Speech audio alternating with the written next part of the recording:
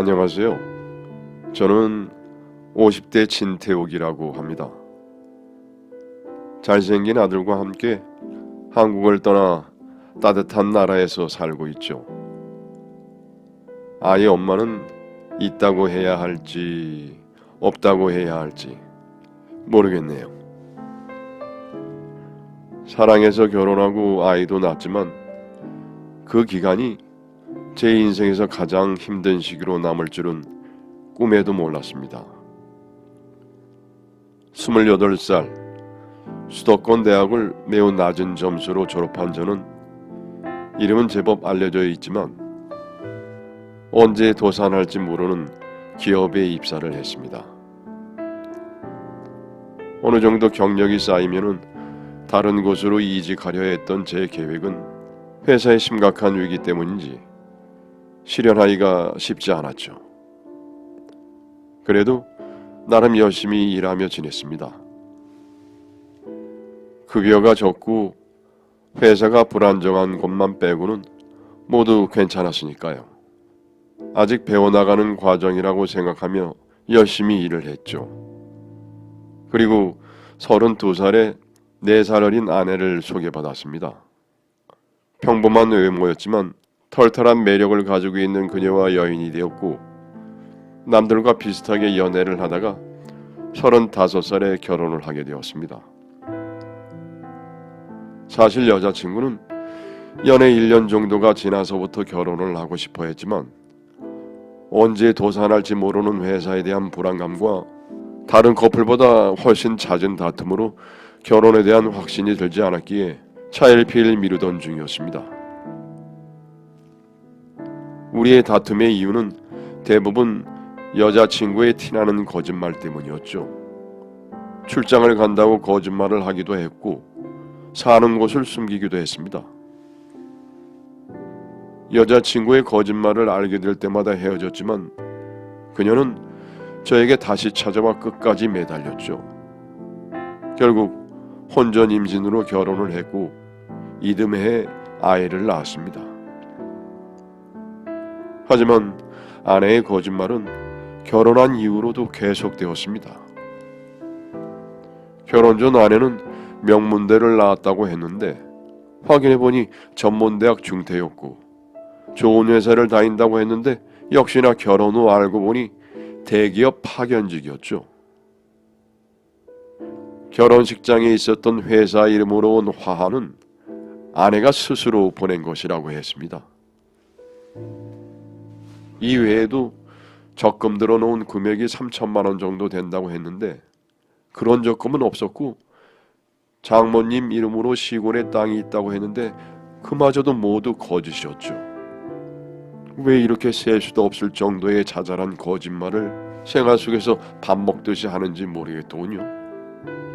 더 이상 아내를 믿을 수가 없어 이혼을 하려고 했지만 그마저도 쉽지 않았습니다.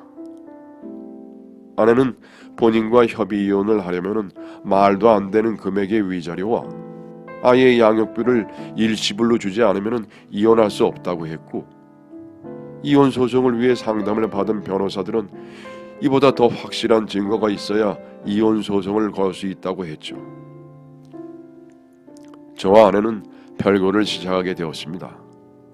솔직히 저도 이혼을 위한 시위에 들어간 것이었죠. 이렇게 떨어져 지내다 보면은 이혼하자 하겠지 하는 생각을 했네요.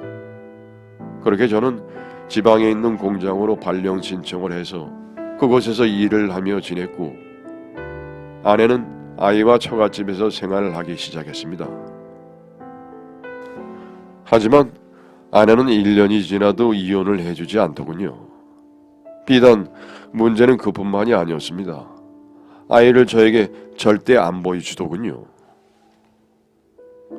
제가 주말에 아이 보러 처갓집에 가도 미리 아이를 데리고 어디로 피하기 일쑤였고 힘들게 전화에 연결이 되어 아이를 바꿔달라고 해도 놀러 갔다고 하거나 잔다고 둘러대며 끊어버리곤 했습니다. 아내는 무슨 생각인지 아이와 저를 끊어내는 것 같았죠. 저는 그저 아내의 프로필 사진에 바뀌는 아이 사진을 보며 아이에 대한 그리움을 달래곤 했습니다. 그 와중에 아내에게 먼저 연락이 올 때도 있었는데 그럴 때면 바로 돈 달라고 할 때였습니다. 그 와중에도 꼬박꼬박 생활비는 달라고 하더군요. 물론 아들은 제 아이니까 아이에게 들어가는 비용 정도는 꼬박꼬박 보냈습니다. 물론 돈을 달라는 아내에게 아이를 보여달라고 강하게 말한 적도 있죠. 이번 주에 민찬이를 꼭 봐야겠어. 이번 주에 애 캠프 간단 말이야. 지금이 제일 중요한 시기인데 당신 애 아빠 맞아? 민찬이 장래를 조금이라도 걱정한다면 제발 지금 애한테 혼란스럽게 상처 주지 말고 진정을 시켜달란 말이야.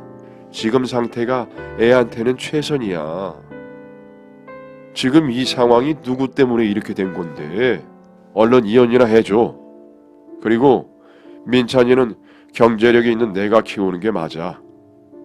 또 후소리야? 애는 엄마가 키워야 한다고. 그런 소리 할 거면 당장 끊어. 몇 년 동안 아내와는 이런 식의 다툼만 할 뿐이었습니다. 이후 같은 싸움을 3년 정도 지속하다가 저 역시 이제 더는 참을 수가 없어 연락 없이 불쑥 처갓집으로 찾아가 보았죠. 자네 여기가 어디라고 찾아와? 이혼하자고 지방으로 도망간 주제에 뻔뻔하게 참. 장모님, 그건 민찬이 엄마와 제 일입니다. 그나저나 민찬이는 어디 있어요? 자네가 애비 노릇을 뭘 했다고 민찬이를 찾아? 나도 지영이랑 민찬이 지금 안 본 지 몇 달째야. 내 속 뒤집지 말고 당장 가게. 난 이제 자네를 사이로 생각하지 않아. 그 말을 마지막으로 장모님은 문을 꽝 닫고 들어가 버렸습니다. 전 몇 번 더 배를 눌러봤지만 경찰을 부르겠다는 소리만 들릴 뿐 더 이상 문은 열리지 않았죠. 그날 이후 아내와 더 이상 연락이 되지 않았습니다. 수백 번이고 아내와 연락을 시도한 저는 결국 다시 장모님 댁으로 찾아갔지만 어느 날 갑자기 이사를 했는지 더 이상 아내와 아이를 찾을 수가 없었습니다. 아이가 벌써 초등학교 3학년이 되었으니 근처 학교를 기웃거려도 봤지만 아이는 보이지 않았죠. 그렇다고 넉넉히 아이와 아이 엄마만 찾아다닐 수도 없는 상황이라 그날은 일단 다시 지방으로 내려왔습니다. 그리고 주말마다 그쪽 동네에 가서 아이를 찾기 위해 노력했지만 모든 게 헛수고였죠. 어디로 숨은 건지 머리카락 하나도 나오지 않더군요. 결국 저는 이대로 있을 수 없다고 생각을 하고 변호사 사무실을 찾아갔습니다. 결국 아내의 가출을 이유로 정식으로 이혼 소송을 제기하기 위함이었죠. 아내를 찾으면 아이 또한 바로 찾을 수 있을 거라고 생각을 했습니다. 우선 이혼 소송을 하려고 해도 일단 아내분 사시는 곳을 알아야 합니다. 일단 행방불명으로 신고를 하셔야 하고요. 장모님이 계신다면 그분께 먼저 알아봐야 할 겁니다.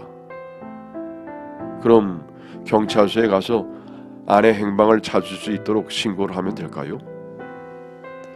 변호사가 시키는 대로 처리를 했습니다. 이제 제가 할 수 있는 일은 아내의 행방을 찾을 수 있을 때까지 기다리는 것뿐이었죠. 그런데 그로부터 한 달 후 장모님에게서 청천벽력 같은 소식을 들었습니다. 진서방, 우리 지영이가 하늘로 갔다네. 장모님은 펑펑 울며 저에게 아내의 장례식장으로 오라고 하더군요. 장모님의 말을 믿을 수 없던 저는 장례식장으로 달려갔습니다. 그런데 그곳에 정말 아내의 영정사진이 있더군요. 그리고 그 앞에 주저앉아 울고 있는 장모님과 처남 옆에는 오랫동안 보지 못한 아들 민창이도 함께 있었습니다. 저는 우선 장모님과 처남에게 이게 어떻게 된 일이냐고 물었죠. 그러자 처남이 누나가 매형한테 연락하지 말라고 해서 연락할 수가 없었습니다 라고 하더군요. 그게 무슨 소리야? 하고 따져 묻는 저에게 장모님이 이야기를 해줬습니다. 지영이가 41살에 암 선고를 받았어. 그래서 자네하고 연락이 안 된 거야. 많이 힘들어 했거든. 그래도 항암 치료도 하면서 점점 회복이 되는 줄 알았는데 작년에 갑자기 전이가 됐다면서 급격히 상태가 안 좋아졌어. 병원에서도 더 이상 손 쓸 수가 없다고 하고 내가 지영이 몰래 자네한테 말하려고 했는데 지영이 하는 말이 자네랑은 이제 사이가 너무 멀어져서 아픈 몸으로 돌아가면 부담밖에 안 될 거라고 하지 뭔가. 결국 서울 외곽에 있는 연중요양병원에서 오늘 아침에 눈을 감았다네. 이건 자네한테 남긴 지영이 편지야. 읽어보게. 장모님은 저에게 아내의 편지를 건네줬습니다. 저는 가만히 아내의 편지를 읽어보았죠. 여보, 미안해. 사실 몇 년 전에 암 선고를 받았어. 당신하고 아이에게 알리지 못한 건 내가 겁이 나서도였고 당신이 걱정되기도 해서야. 내 주변을 정리해야 하는데 아이와도 오랜 시간을 보내고 싶었고 무엇보다 당신한테 조금이라도 상처를 덜 주고 가고 싶었어. 먼저 떠나는 날 용서해줘. 그리고 당신은 좋은 여자 만나 다시 잘 살아줘. 민찬이는 엄마에게 부탁해 놓았으니 당신은 모두 잊고 자유롭게 살아가면 돼. 미안해 정말. 그렇게 아내의 장례를 치르게 되었습니다. 장모님은 울다 실신까지 하셨고 저는 그저 죄인일 뿐이었습니다. 그렇게 힘들게 장례를 치르고 난 뒤에 민찬이는 제가 데려가겠다고 장모님께 이야기를 했죠. 지영이도 없는데 민찬이는 이제 제가 데려다가 키우겠습니다. 민찬이를? 자네가 왜? 아유 안 돼. 아빠가 있는데 왜 할머니가 키워요? 이제 제가 키워야죠. 그게 무슨 소리야? 지금까지 민찬이를 키운 게 누구인데? 자네 설마 지금 지영이 보험금 노리고 이러는 건가? 아니 그걸 왜 그렇게 받아들이세요? 제가 왜 애엄마 보험금을 노려요? 그렇지 않고서야 지금까지 코빼기도 안 비추던 아빠가 애를 데려간다는 이유가 뭐냔 말이야. 제가 민찬이를 안 본 게 아니라 못 본 거라는 건 장모님도 잘 아시잖아요. 이런 얘기를 주고받는데 갑자기 처남이 끼어들었습니다. 마누라 자식 다 버리고 혼자 살겠다고 떠난 양반이 이제 와서 애를 데려가겠다고? 내가 그럴 줄 알았어. 결국 돈 때문인 거지? 모자가 달려들어 보험금을 노리고 아이를 데려가려고 몰아가는데 미치겠더군요. 아무리 아니라고 설명을 해도 그들의 뇌리 속에는 저는 이미 아내의 사망 보험금을 노리는 남자일 뿐이었죠.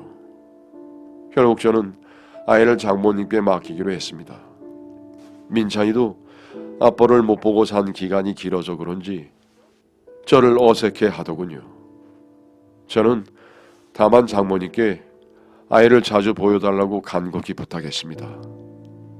이후 아내의 사망보험금 등을 함께 정리했네요. 아내 앞으로 나온 보험금은 모두 장모님과 애가 수익자였으니 제가 받아서 준다거나 할 것은 하나도 없었습니다.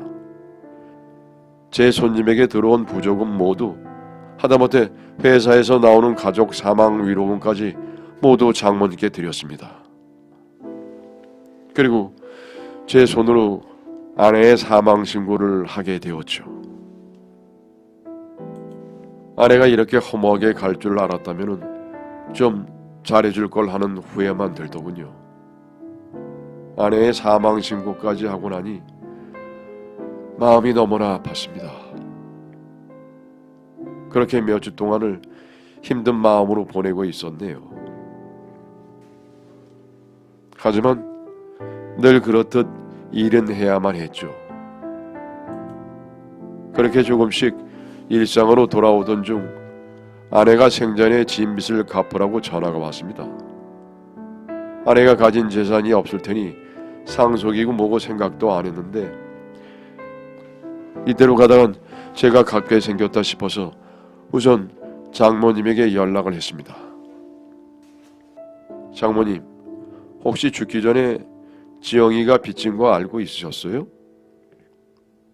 이게 저하고 민찬이한테 자동으로 상속이 될 것 같아서요. 지영이 이름으로 있는 재산이 있습니까?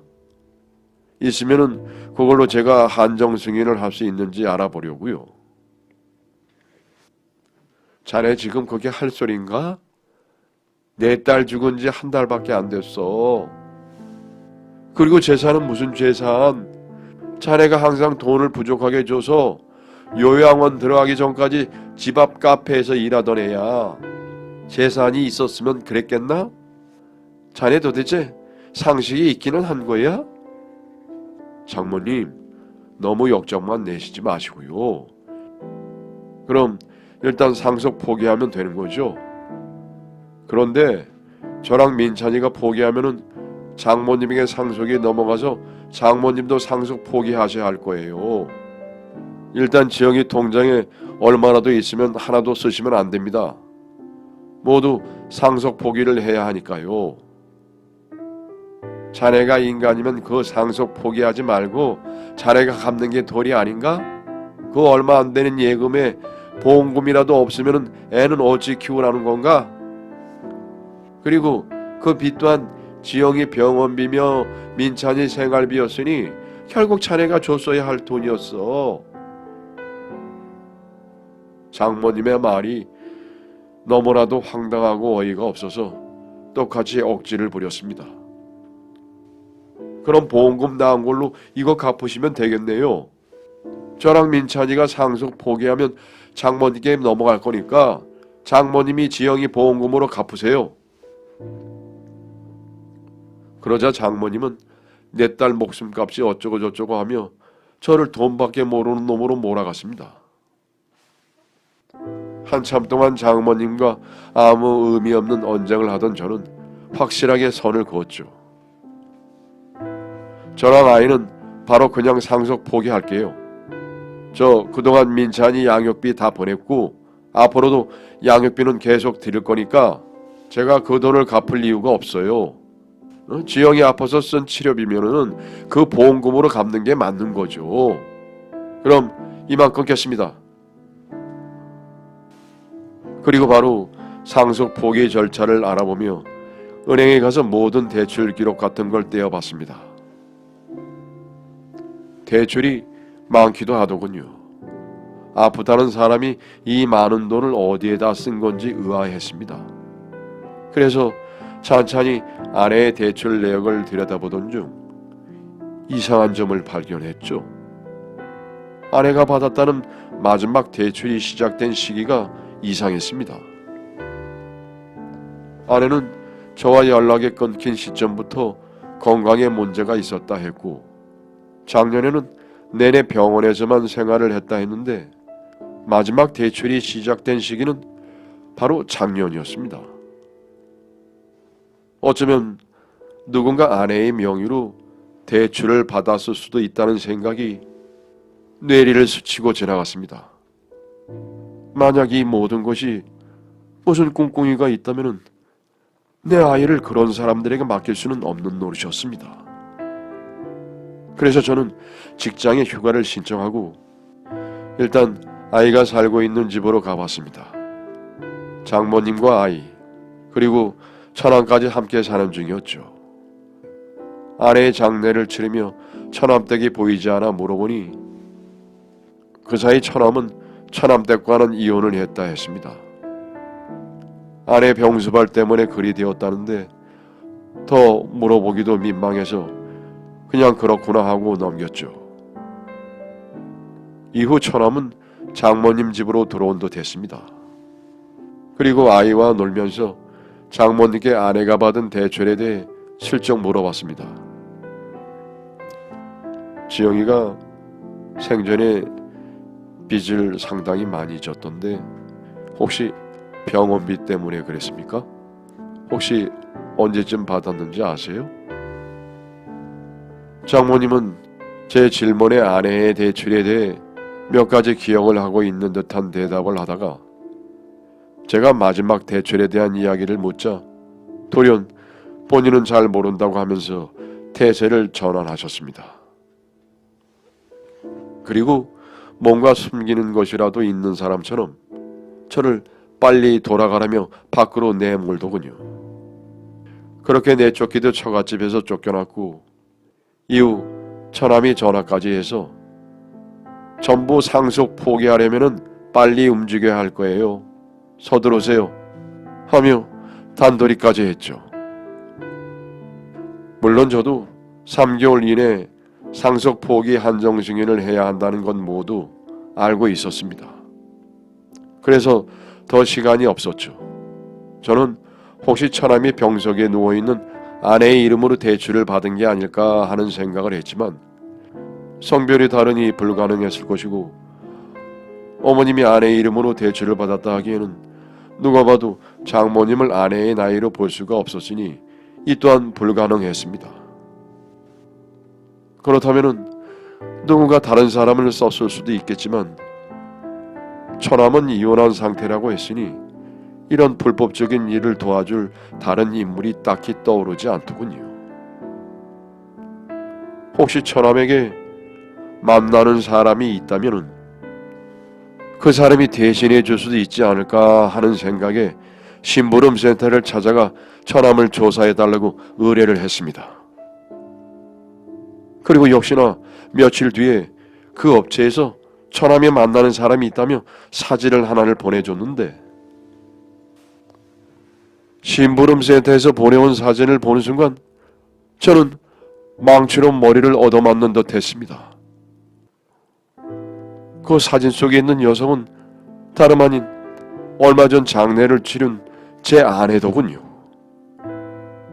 이게 어찌된 일인지 도무지 이해가 되지 않았습니다.